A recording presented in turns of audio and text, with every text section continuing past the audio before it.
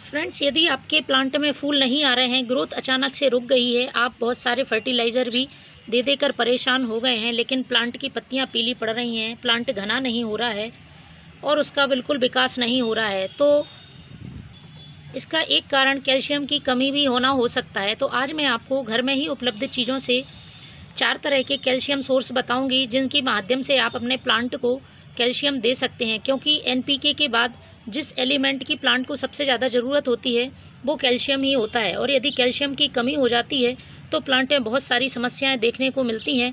सिर्फ फूल वाले ही पौधे ही नहीं, सब्जी वाले पौधों में भी इनका बहुत असर पड़ता है। फलों वाले पौधे भी, फलों का जो क्वांटिटी है वो कम हो जाती है, सब्जियां कम मात्रा में आती हैं या उनका साइज़ बड़ा नहीं होता है, उनमें सड़न रोग लग जाता है, नीचे से फल और सब्जियां सड़ने लगती हैं। साथ ही जो फूल वाले पौधे हैं उनमें फूल का आकार बहुत छोटा हो जाता है, फूल नहीं आते हैं, प्लांट की एकदम से ग्रोथ रुक जाती है।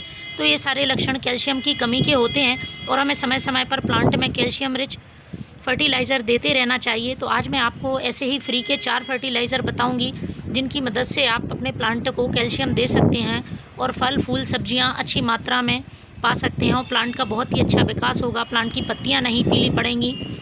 साथ ही यदि प्लांट कमज़ोर नज़र आता है तो वो भी ठीक हो जाएगा, क्योंकि जड़ों का बहुत अच्छा विकास होगा और प्लांट की जो टहनियाँ हैं वो बहुत मजबूत बनेंगी, प्लांट बहुत ही स्ट्रॉन्ग रहेगा, तो उसमें फ्लोरिंग भी बहुत अच्छी होगी।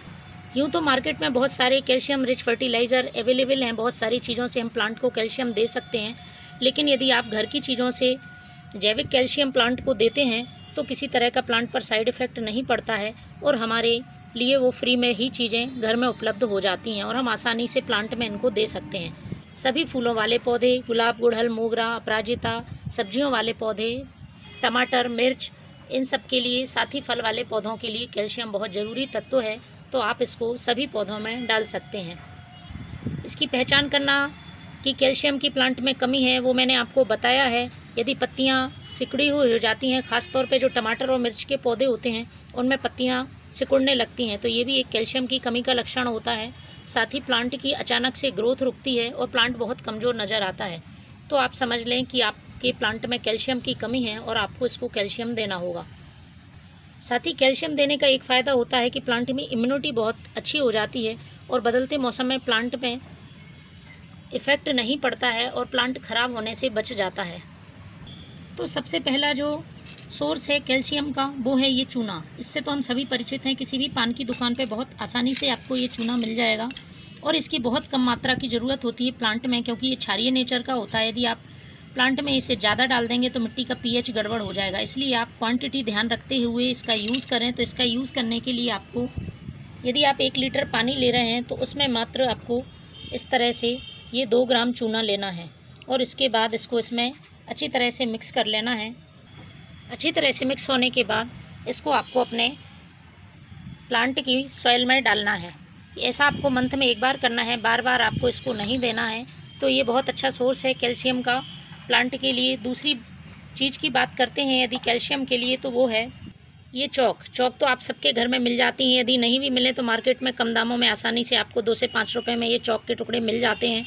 इनको आपको बहुत आसान तरीके से यूज़ करना है। इसका आप पाउडर बना के पानी में मिक्स करके भी डाल सकते हैं, लेकिन सबसे आसान तरीका है कि आप मिट्टी में इस तरह से एक गड्ढा करें और उसमें इस तरह से आधा चाक का टुकड़ा आपके पॉट की साइज़ के हिसाब से दबा दें। आसानी से, ये बारिश का समय है, पानी में धीरे धीरे घुलता रहेगा और प्लांट को कैल्शियम मिलता रहेगा।